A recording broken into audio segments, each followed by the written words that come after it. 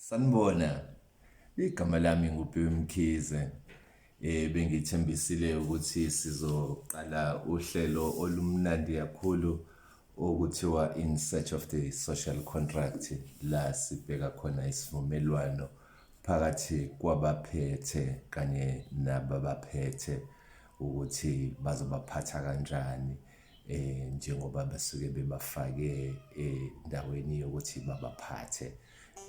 Kungaba ukuthi babaphethe ngenxa yepolitiki, kungaba ngokuthi baqashiwe ukuthi babe sey'khundleni la kumele-ke ukuba basebenzele abantu.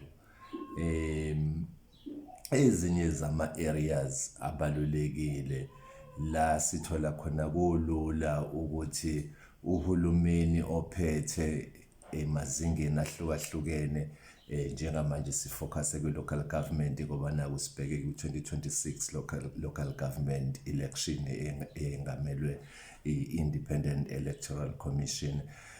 Sibheke ekuthenini sigqugquzele u-local economic activity, u-local economic development ezingeni lamasipala, ezingeni lasekhaya, lahulumeni wasekhaya. Uwona owenza ukuthi kube lula ukuthi imizamo kahulumeni ukuthi akhe amathuba emisebenzi yenzeke kalula ngokuthi abantu kube yibona abazisizayo. You are giving people an opportunity to empower themselves ukuthi benze umsebenzi kahulumeni ukuthi ube lula. Kuningi-ke sizokukhuluma kulolu hlelo mayelana nokukwazi noma ukungakwazi kukahulumeni ezingeni lasekhaya ukusiza abantu ukuthi bakwazi ukuthi bazimele ngokuhweba, ngokwebhizinisi noma ngokwesevisi umuntu ayenzayo ukuze akwazi ukuthi athole imali, aziphilise, angakhangezi kuhulumeni, angakhangezi emndenini wakhe, akwazi ukuzimela ngoba yiloko esikufisela wonke umuntu eSouth Africa, umuntu ukuthi akwazi ukuziphilisa. Abantu esike sithembele kubona kakhulu-ke yibo abantu bamabhizinisi. Umuntu uma ngabe enesiphiwo sokwenza ibhizinisi, uyena muntu lowo ekumele ukuthi uhulumeni wasekhaya agxile kuyena ekuthenini amnikeze i-empowerment. I-empowerment kusho ukuthi usizo olungaqhamuka ngokuthi amnikeze imali, olungaqhamuka ngokuthi amnikeze ama-facilities, olungaqhamuka ngokuthi enze ukuthi imakethe yakhe noma indlela akha ngayo imali ibe lula, kumbe kungabi khona iy'ngqinamba ezenza ukuthi ibhizinisi lakhe liye phambili. Lokhu esithi i-capacity building, okwenza ukuthi abantu bakwazi ukuzimela bazenzele izinto. Okubalulekile kakhulu ukuthi sikusho ukuthi into yokuba usomabhizinisi kumele-ke ukuba wazi ukuthi ayigcini nje ngokuthi uthole imali.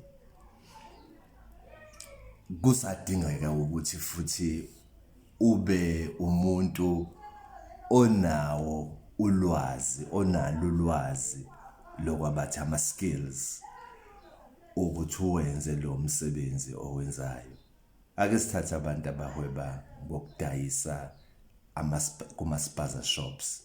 Sithatha abantu abasebenza umsebenzi wokuqashisa emakhaya. Masithatha nje leyo category yo-2, okuyi-category esaziyo ukuthi i-category la iningi likwazi khona ukuthi lifike li-participate, libambe iqhaza. Le category uma ngabe siyibheka iney'nselelo zayo ebhekene nazo. ikakhulukazi eMzansi. Njengoba sisho ukuthi akubalekile kuphela ukuthi uthole imali yokuqala ibhizinisi, kodwa fanele ube nawo ama skills. Singeke sibaleke ukuthi imali ibaluleke kakhulu. Nako ukuthi uyisebenzisa kanjani imali le mosuyitholile. Kusabalulekile ngoba uma ngabe uhluleka ukuyisebenzisa leyo mali, kufana nokuthi ifakwe emgodini yalahlwa.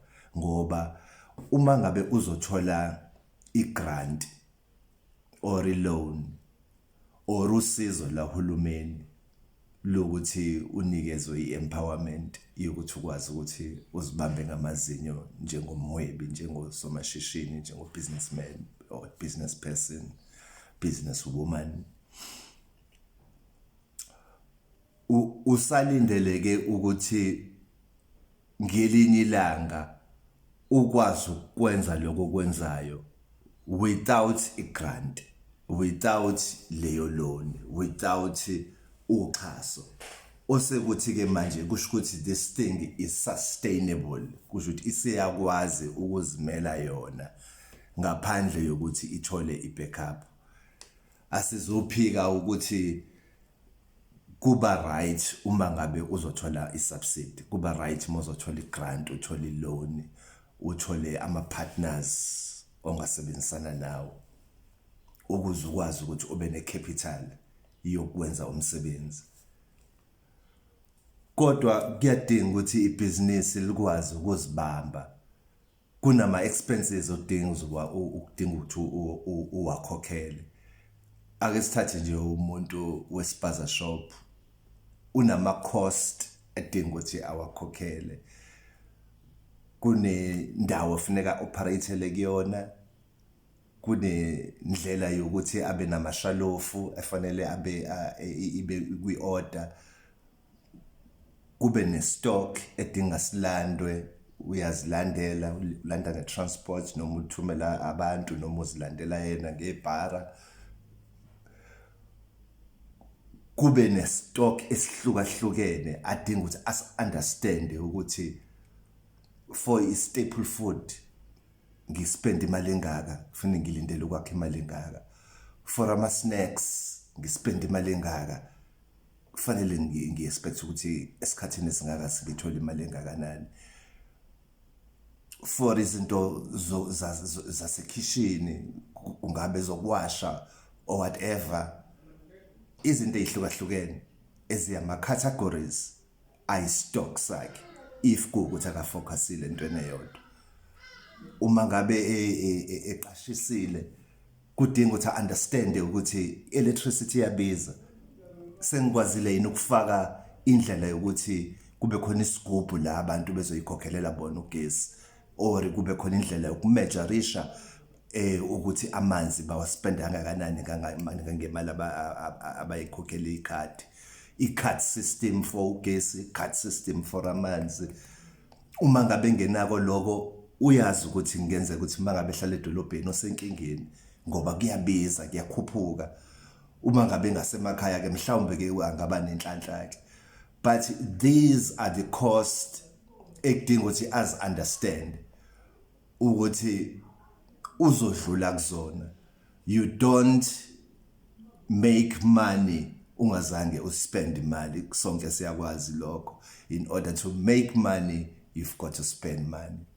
So these are the things, lezi zinto lezi ekudinga ukuthi sihlale sixoxe ngazo. Siyindlula mithi NPO ngaphansi kwe Health and Welfare Sector Education and Training Authority. Siyinhlangano ezimele engafundwa umuntu esebenza on the basis of asset-based development, okusho ukuthi ukwazi ukuzibamba ngamazinyo.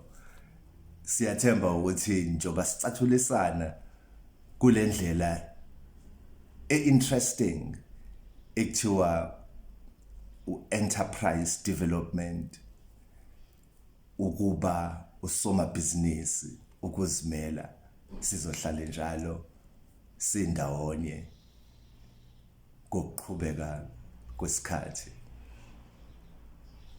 Signing off, igama lami nguPhiwe Mkhize, indlu lami ithi NPO, your #1 developmental journalist in KwaZulu-Natal.